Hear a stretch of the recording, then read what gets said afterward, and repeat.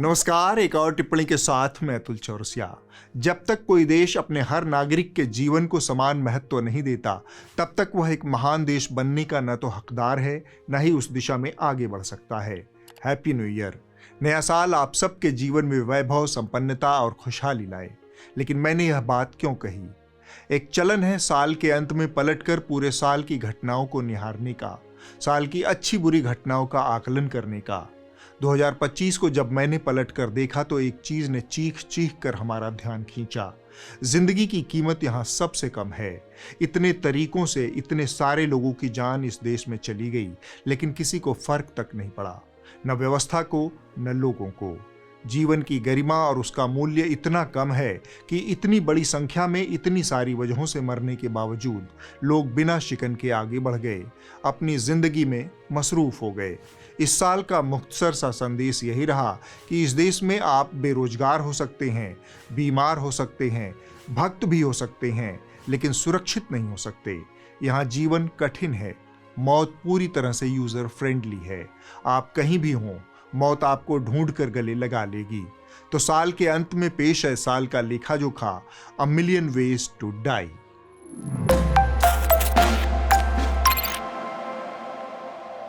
भारत में मौतें तरह तरह से उपलब्ध हैं, मगर इनसे डरकर कहीं आप भागने की कोशिश मत करिएगा, क्योंकि भागकर भी आप या तो भगदड़ का शिकार होंगे या फिर इस बुलेटिन का हिस्सा बनेंगे।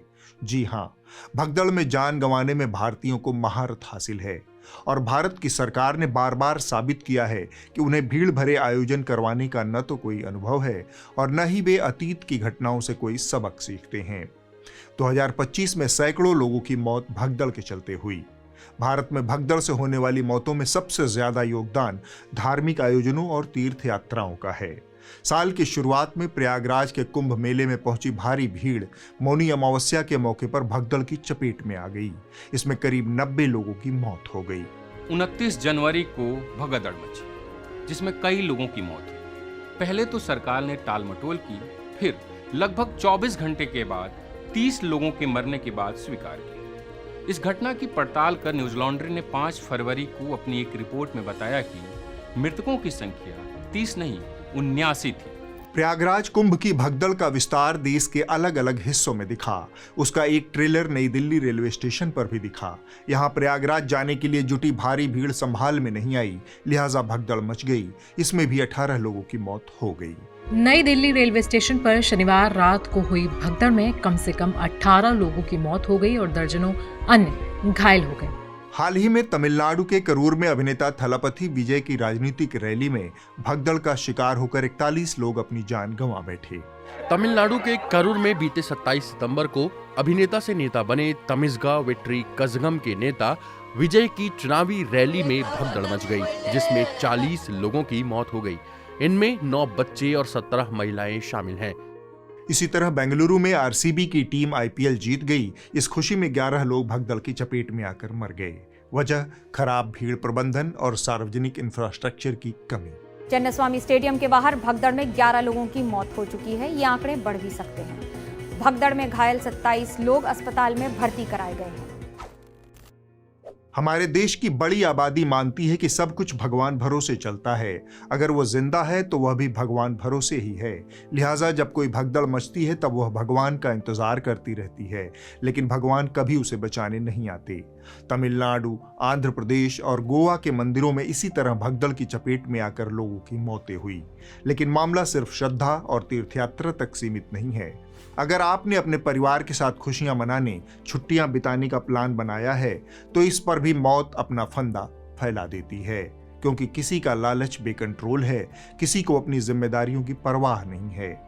गोवा के एक नाइट क्लब में हुआ हादसा याद कर लीजिए, जहां 25 लोग जिंदा जलकर मर गए। साउथ गोवा के अरपोरा में मौजूद एक नाइट क्लब में शनिवार देर रात आग लगने से कम 25 लोगों की मौत हो गई।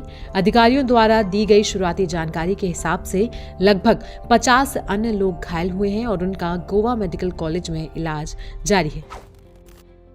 दुनिया भर में पुल लोगों को एक किनारे से दूसरे किनारे तक पार पहुंचाते हैं, लेकिन अगर आप भारत में हैं तो संभव है कि पुल आपको जीवन के पार पहुंचा दे। जुलाई के महीने में गुजरात के वडोदरा स्थित महिसागर नदी पर बना पुल टूट गया। उसमें 13 लोगों की मौत हो गई। वडोदरा और आणंद जिले को जोड़ने वाला यह पुल जर्जर था और मरम्मत मांग रहा था, मगर वो सरकार ही क्या जो कोई काम जरूरत के समय पूरा कर दे। पुल जब टूटा तब इसकी चपेट में आकर कई गाड़ियां सीधे नीचे नदी में जा गिरी। वडोदरा के पादरा कस्बे के पास गंभीरा गांव में महिसागर नदी पर बना 40 साल पुराना पुल ढह गया। इस दर्दनाक हादसे में अब तक 16 लोगों की मौत हो चुकी है, जबकि 3 से 4 लोग अब भी लापता बताए जा रहे हैं। पिछले 4 सालों में देश के अलहदा हिस्सों में पुल ढहने की करीब 170 घटनाएं हो चुकी हैं। इनमें 200 से ज्यादा लोगों की मौत हुई है। फिर भी सरकारें बेशर्म बनी हुई हैं। निचले दर्जे के इंजीनियरों और कर्मचारियों के अलावा कभी किसी बड़े नेता अधिकारी को इसकी सजा नहीं मिलती। शर्म किसी को आई तो बस इन पुलों को, लिहाजा ये खुद ही डूब कर मरने को मजबूर हुए।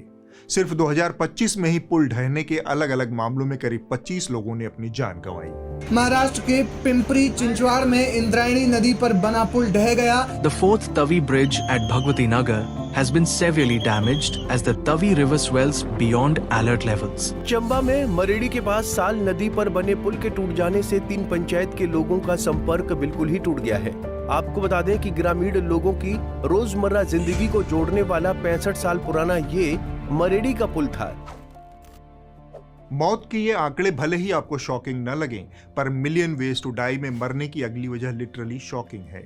शौक से कोई नहीं मरता, लेकिन शौक से इस देश में हर साल बड़ी संख्या में लोग मर जाते हैं।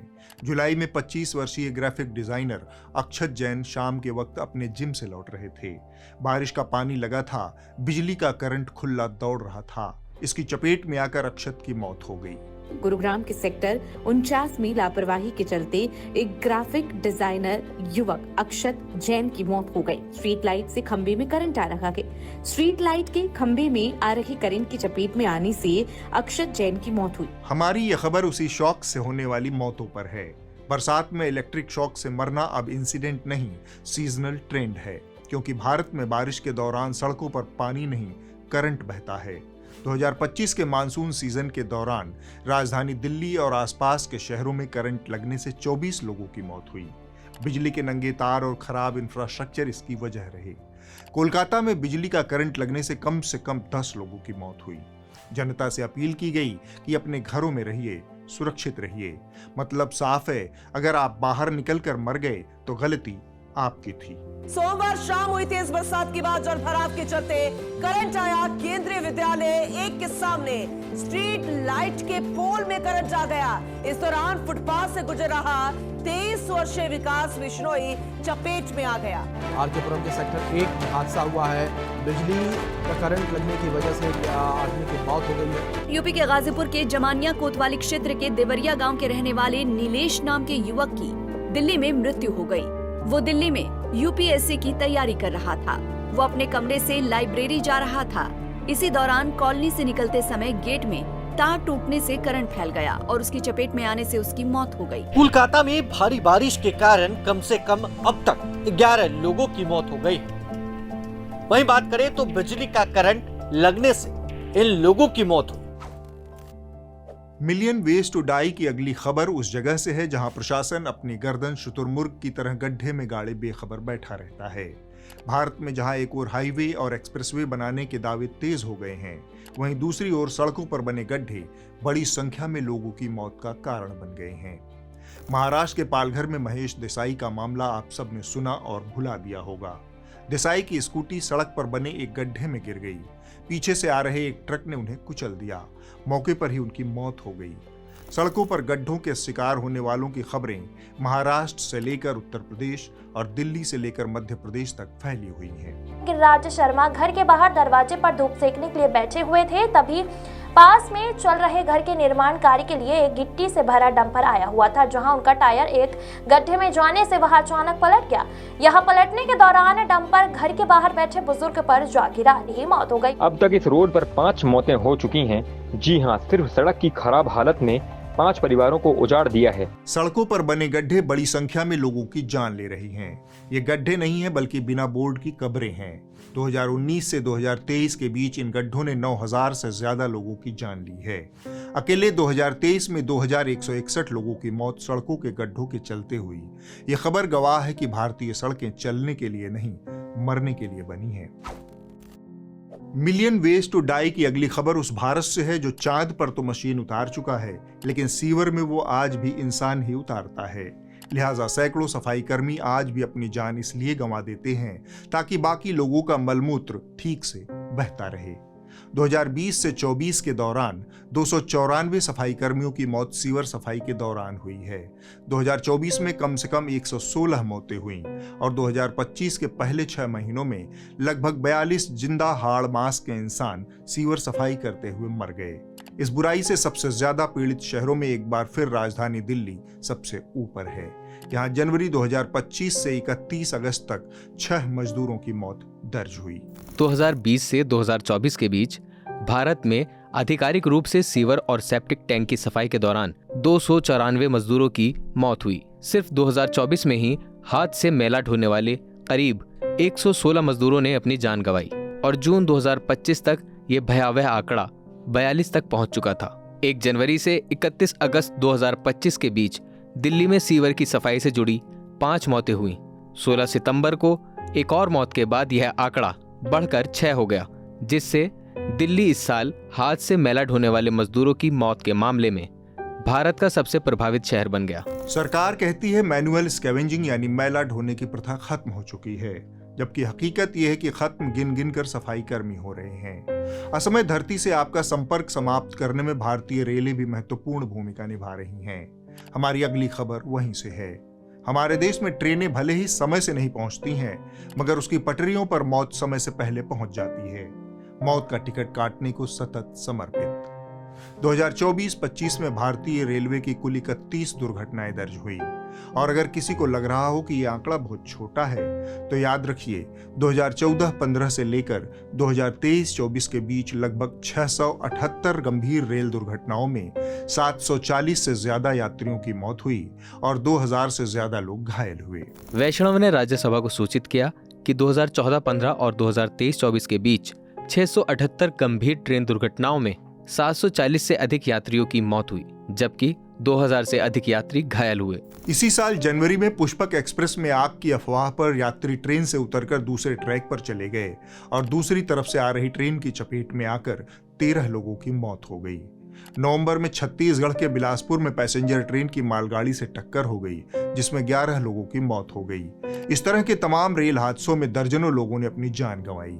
अब आप यह मत सोचिएगा कि ट्रेन की बजाय हवाई जहाज से सफर कर लेंगे। भारत में मौत जमीन से लेकर आसमान तक कहीं से आ सकती है।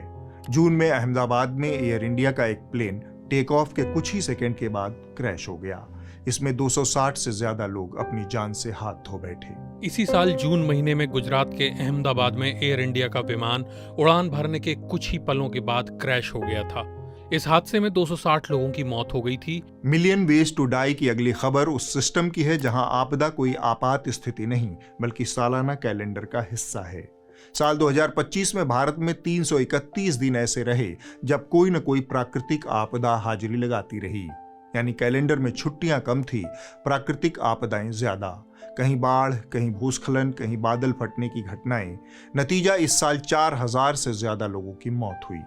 बहुत सारा गाद लेकर जब मंगलवार को आइए तो ये नदी के प्रवाह के दोनों ओर जो है यहाँ पर इस शहर का बाजार था। अगर थोड़ा सा आप दाएं ओर देखेंगे, वो जो ऊपर दिखाई दे रहा है पहाड़ में, वो भी धराली गांव ही है। तो धराली गांव था ऊपर, नीचे भी धराली गांव, और यहाँ पर बहुत सारे होटल, करीब 80-100 होटल और होम स्टे थे। नीचे बाजार था और वो पूरा डेबरी जब आया तो इसे तबाह करता हुआ नीचे बहती हुई ये जो भागीरथी नदी है इसमें जाकर मिला। ओडिशा के बालासोर जिले में मंगलवार को बाढ़ की स्थिति बहुत गंभीर हो गई है। जिले के उत्तरी हिस्से में करीब 100 गांवों में सड़कों और खेतों में पानी भर गया है।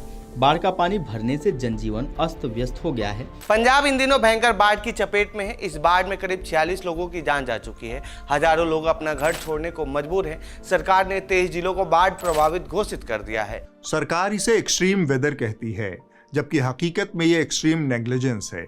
दरअसल भारत में मौसम खराब होते ही सिस्टम एक्सपोज हो जाता है और हर आपदा ये साबित करती है कि यहाँ मरना प्राकृतिक हो सकता है, लेकिन बचना पूरी तरह से एक्सीडेंटल है। इस बुलेटिन की अगली खबर उन आतंकी हमलों की है जिसके बारे में सरकार का दावा था कि नोटबंदी और धारा 370 के खात्मे के साथ ही इसका पूरी तरह से खात्मा हो चुका है और कश्मीर में सब कुछ कंट्रोल में आ गया है। लोगों ने सरकार की बात पर भरोसा कर लिया, मगर अप्रैल में पहलगाम में जो हुआ उसने पूरे देश को झंझोड़ कर रख दिया। आतंकियों ने 26 पर्यटकों को चुन चुन कर मौत के घाट उतार दिया। कत्लेआम होता रहा मगर सुरक्षाकर्मी नदारद रहे। जम्मू कश्मीर के पहलगाम में मंगलवार को चरमपंथियों के हमले में 26 लोगों की मौत हो गई। मरने वालों में ज्यादातर पर्यटक थे। मरने वालों की सूची देखें तो कश्मीर से केरल और गुजरात से असम तक के लोग इसमें शामिल हैं। इस हमले के बाद सुरक्षा को लेकर कई सवाल उठ रहे हैं।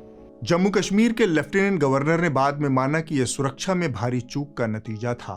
मतलब लोग मरे और सिस्टम ने टिक लगा दिया, गलती स्वीकार। शायद यही न्यू इंडिया का सिक्योरिटी मॉडल है, जहां जान सबसे सस्ती चीज है और जिम्मेदारी सबसे महंगी। इस घटना के बाद भारत ने पाकिस्तान से एक युद्ध लड़ लिया, लेकिन इसके बावजूद हमारे इंटेलिजेंस सिस्टम ने ढिठाई और लापरवाही नहीं छोड़ी। इसका नतीजा नवंबर में दिल्ली ब्लास्ट के रूप में सामने आया। आतंकी देश की राजधानी के बीचों बीच तक घुस गए। लाल किले के पास हुए आत्मघाती हमले में 15 लोग मारे गए। दिल्ली पुलिस के मुताबिक मरने वालों की कुल संख्या 15 हो गई है, जिसमें शरीर के 3 हिस्से भी शामिल हैं। एक पीड़ित की कल चोटों के कारण मौत हो गई, जबकि विनय पाठक नाम के एक और पीड़ित ने भी इलाज के दौरान दम तोड़ दिया। इनकी लापरवाही यही नहीं थमी। सुरक्षा एजेंसीज ने इन आतंकियों के ठिकाने से जो विस्फोटक जब्त किया था वह श्रीनगर के नौगाम पुलिस स्टेशन में फट गया। इसमें 9 लोगों की मौत हो गई। सरकार के लिए ये सिर्फ आंकड़े हैं, मगर किसी के लिए पिता, किसी के लिए बेटा और किसी के लिए वो आखिरी कॉल जो अब कभी वापस नहीं आएगी। मिलियन वेज टू डाई की अगली खबर मेडिकल की दुनिया से है। यह उन सीरियल किलर्स की कहानी है जिन्होंने पैसा कमाने के लिए आपकी सेहत को दांव पर लगा दिया। मध्य प्रदेश में 20 से ज्यादा मासूम बच्चों की मौत जहरीली कफ सिरप पीने से हुई। यह कफ सिरप तमिलनाडु के कांचीपुरम जिले में श्रीसन फार्मास्यूटिकल्स कंपनी बनाती थी। इससे पहले गाम्बिया, उज्बेकिस्तान में भी भारतीय दवाई के कारण बच्चों की मौत हो चुकी है। फिर भी जहरीला सिरप मध्य प्रदेश में धड़ल्ले से बिक रहा था और सरकार आंखों में गोबर लीप कर सो रही थी। छिंदवाड़ा के परासिया में जहरीला कफ सिरप पीने के बाद अब तक 20 मासूमों की मौत हो चुकी है। 5 बच्चे अब भी जिंदगी के लिए जंग लड़ रहे हैं। सिरप में जहर की खबर भारत के अंदर से आई और कुत्ता काटने की वैक्सीन में मिलावट की खबर हमें ऑस्ट्रेलिया ने दी। पैसा देकर दवाई में जहर मिल रहा है और फ्री में मिलने वाली हवा भी मौत का कारण बन गई है। मिलियन वेज टू डाई में अगली खबर उसी हवा पर है जो आपके फेफड़ों में उतरकर सांसें छीन लेती है, चुपचाप धीरे धीरे। एक रिपोर्ट कहती है कि दुनिया भर की वायु प्रदूषण संबंधित मौतों में करीब 1/4 भारत में हो रही हैं। हर साल 17 लाख से ज्यादा लोग अपनी जान गंवा देते हैं। नरेंद्र मोदी सरकार वायु प्रदूषण और मौत के बीच किसी तरह के सीधे संबंध से इनकार करती है, लेकिन लैंसेट की एक रिपोर्ट के मुताबिक साल 2022 में भारत में PM 2.5 के प्रदूषण की चपेट में आने से 17 लाख से अधिक लोगों की मौत हुई। इसमें जीवाश्म ईंधन की भूमिका महत्वपूर्ण रही। इसी मौसम का मजा लेने की अपील मोदी जी आपसे कर रहे थे। आप भी मौसम का मजा लीजिए। जो लोग इन तमाम मौतों से बच जा रहे हैं उनके लिए भ्रष्टाचार ने तमाम दूसरी व्यवस्थाएं बना रखी हैं। 2 दिनों के दरमियान हरियाणा के 2 टीनएज बास्केटबॉल खिलाड़ियों की मौत का वीडियो शायद आप सबने देखा हो। ये अपने घरों से प्रैक्टिस करने के लिए निकले थे। 15 साल का हार्दिक लाखन माजरा स्पोर्ट कॉम्प्लेक्स में प्रैक्टिस करने गया था। सीसीटीवी में दिखा कि बास्केटबॉल का पोल टूटकर उसकी छाती पर जा गिरा। 23 नवंबर को बहादुरगढ़ के एक स्कूल में अमन के ऊपर भी बास्केटबॉल का एक पोल गिर गया। चोटों के कारण उसकी भी मौत हो गई। रोहतक के लाखन माजरा में और बहादुरगढ़ के शहीद ब्रिगेडियर होशियार सिंह स्टेडियम में बास्केटबॉल का पोल टूटने से 2 खिलाड़ियों की मौत हुई है। रोहतक के लाखन माजरा में जिस खिलाड़ी की मौत हुई वो नेशनल लेवल का खिलाड़ी था और बहादुरगढ़ में जिस खिलाड़ी की मौत हुई वो बास्केटबॉल का उभरता हुआ खिलाड़ी था। हमारी अगली खबर राजस्थान के कोटपूतली से है। यहाँ 3 साल की अबोध बच्ची 170 फुट गहरे बोरवेल में गिरकर मर गई। वह 10 दिनों तक बिना खाना पानी के वहीं फंसी रही। सरकारी कर्मचारियों की लापरवाही से आए दिन बोरवेल में बच्चों के गिरने की घटनाएं होती हैं। कभी कभार उन्हें बचा लिया जाता है, वरना गिरने वाले की मौत निश्चित है।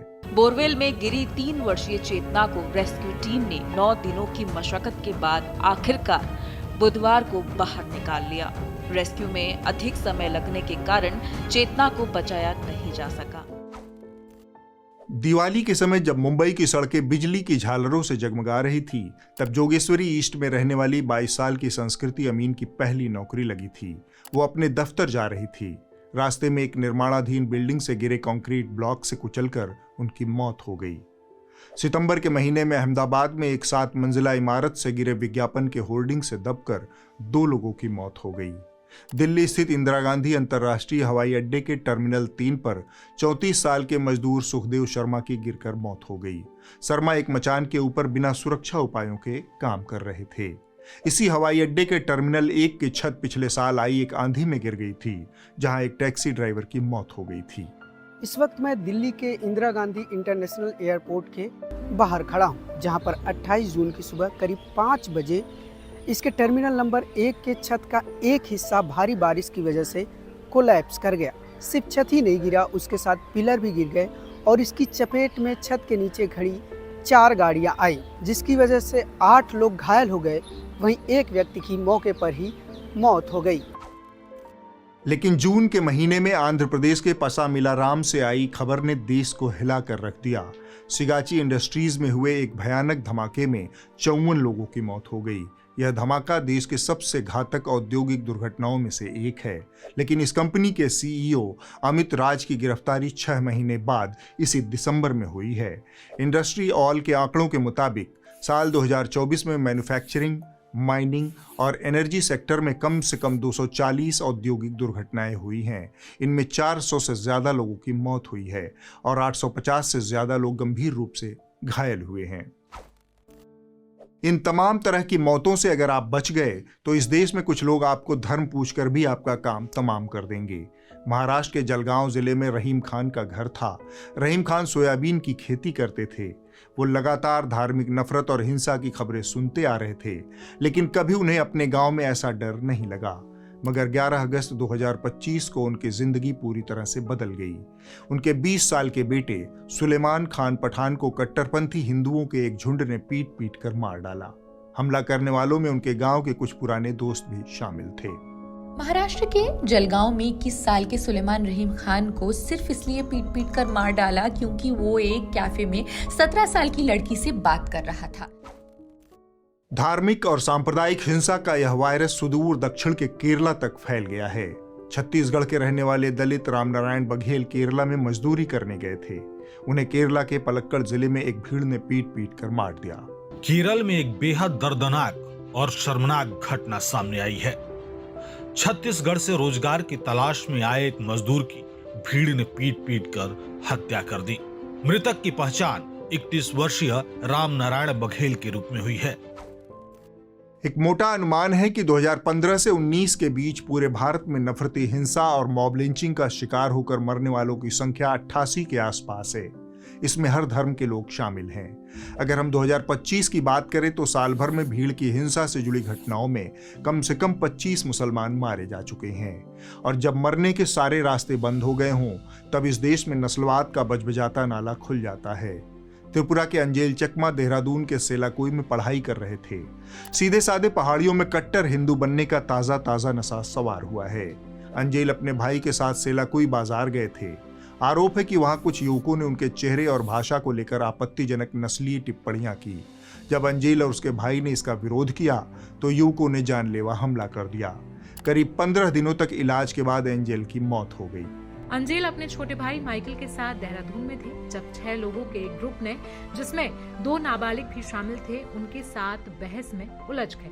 ये बहस जल्दी ही नस्लीय टिप्पणी और हिंसा में बदल गई, जिसमें उन्हें चाइनीज और मोमो कहकर बुलाया गया। हमले के दौरान अंजेल के भाई माइकल को सर पर चोट लगी, जबकि अंजेल पर चाकू से हमला किया गया। उन्हें तुरंत अस्पताल में भर्ती कराया गया और प्रारंभ में उनकी हालत स्थिर लगी, लेकिन 17 दिन की लंबी लड़ाई के बाद 26 दिसंबर को उनकी डेथ हो गई। देश में इतना कुछ होने के बाद भी अगर आप जिंदा हैं तो राहत की सांस लीजिए, क्योंकि यहाँ सांस रुकने के मिलियंस तरीके हैं। मिलियन वेज टू डाई में बस इतना ही। यह टिप्पणी ज्यादा डार्क और डिप्रेसिंग लग रही हो तो थोड़ा मूड फ्रेश कर लीजिए।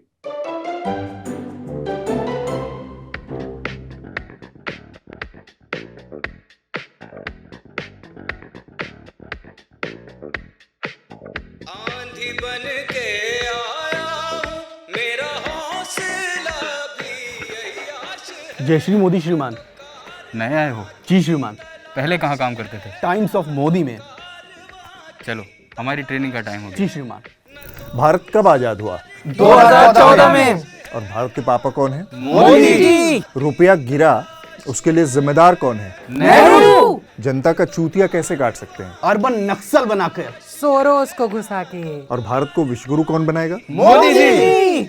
बढ़िया, तो अब हम मोदी जी के सम्मान में राष्ट्रीय संगीत गाएंगे।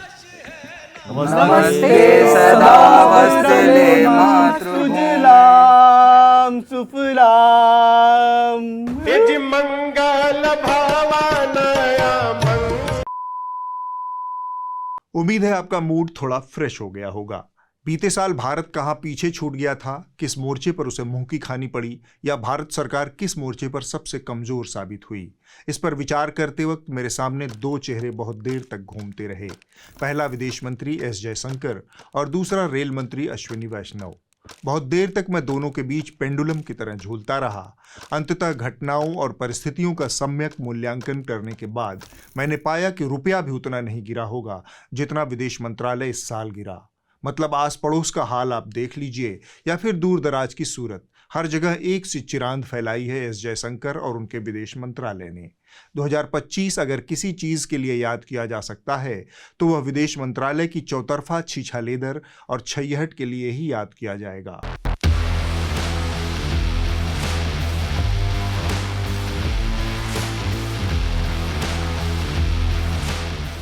आप देखिए भारत का अपने किस पड़ोसी देश के साथ रिश्ता सहज और मजबूत है। नेपाल में जेनजी आंदोलन के बाद से भारत विरोधी लहर फूट फूट कर बाहर आ रही है। दुनिया का एकमात्र हिंदू राष्ट्र दुनिया की सबसे बड़ी हिंदूवादी सरकार को भाव ही नहीं दे रहा।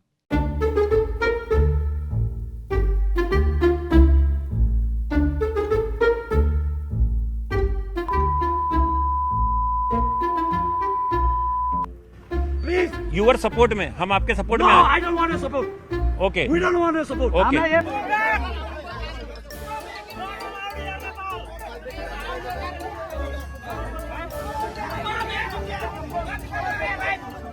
बांग्लादेश को ले लीजिए। इस देश का अस्तित्व भारत के कारण संभव हुआ। वहां आंतरिक उथल पुथल अगर मची है, देखते देखते अगर वहां तख्ता पलट हुआ है, तो यह भारत की कमजोर नीति और बेखबर होने का सबूत है। बांग्लादेश पाकिस्तान की दुखती नब्ज है और साथ में यह चीन की खुली चारागाह भी।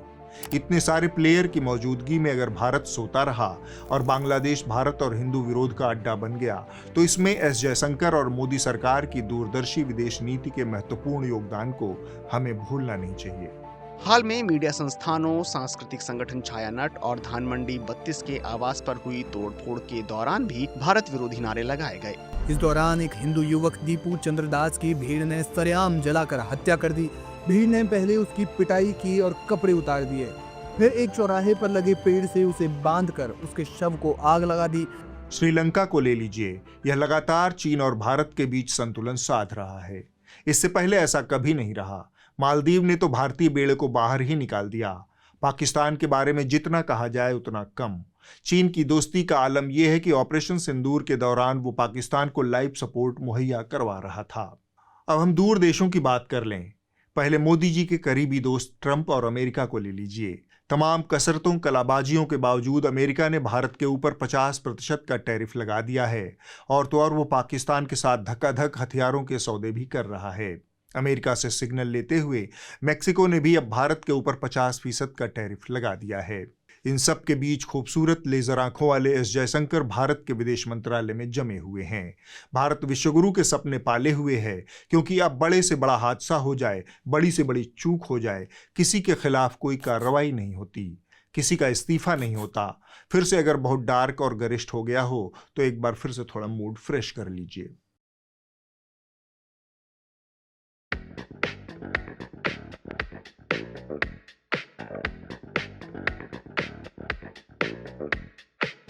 आंधी बन के आया हूं, मेरा हौसला भी यही आश है। अरे भाई कहाँ जा रहे हो? सुना है 15 करोड़ वाले अंकल अपने टीम के लिए इंटरव्यू ले रहे हैं। हाँ जी सर।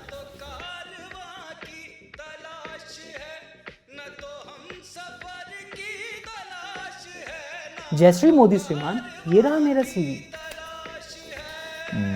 नाम क्या है? सुशांत देवगन चोपड़ा सर। इससे पहले कहाँ काम करते थे? सर ABVP में। और पत्रकारिता की पढ़ाई कहाँ से की है? सर व्हाट्सएप यूनिवर्सिटी से। और प्राइम टाइम पे क्या पसंद है? जिहाद जिहाद। भारत को क्या बनाना चाहते हो? हिंदू राष्ट्र। और सबका मालिक कौन है?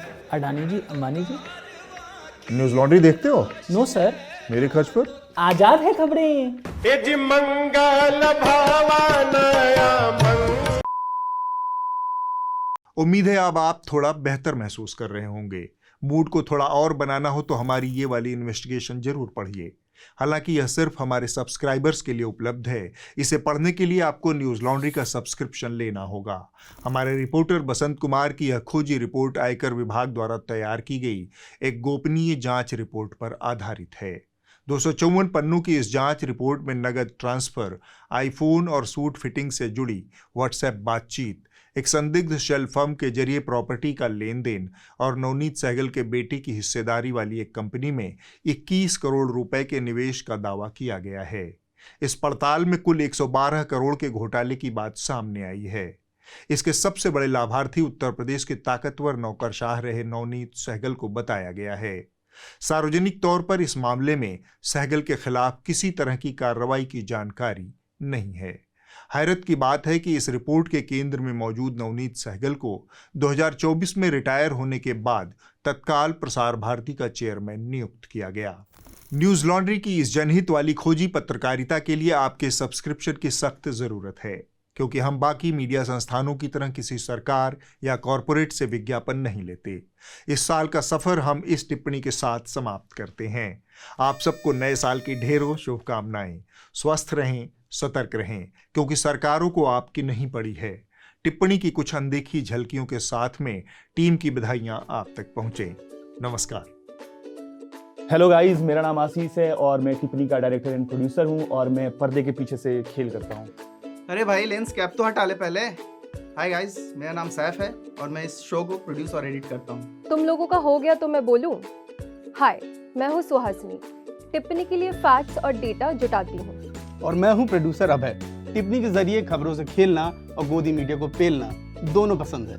मेरा नाम है सत्येंद्र, लोग मुझे खबरों की पर्दे खोलने वाला रिसर्चर बोलते हैं। और मैं हूँ प्राची, टिप्पणी की पहचान। टिप्पणी के सारे ग्राफिक्स मैं ही बनाती हूँ, सारे। हम हैं टिप्पणी की टीम और हमारी तरफ से आप सभी को happy new year.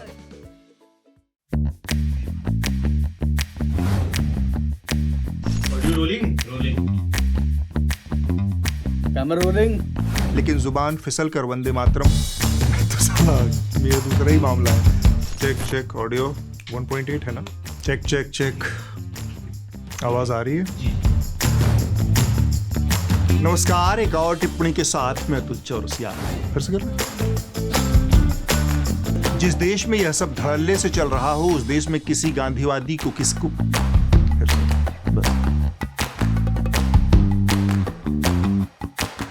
Modi ji के देश के बाप बनने से लेकर देशी शर्लक को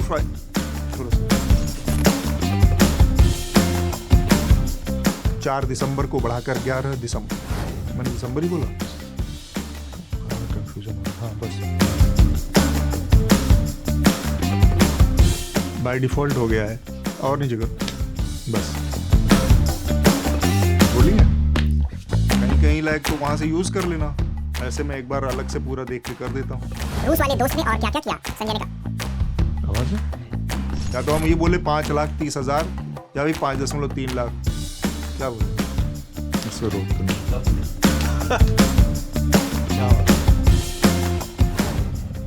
अगले हफ्ते होगी एक और टिप्पणी, लेकिन जाने से पहले आपसे एक बात कहना चाहता हूँ।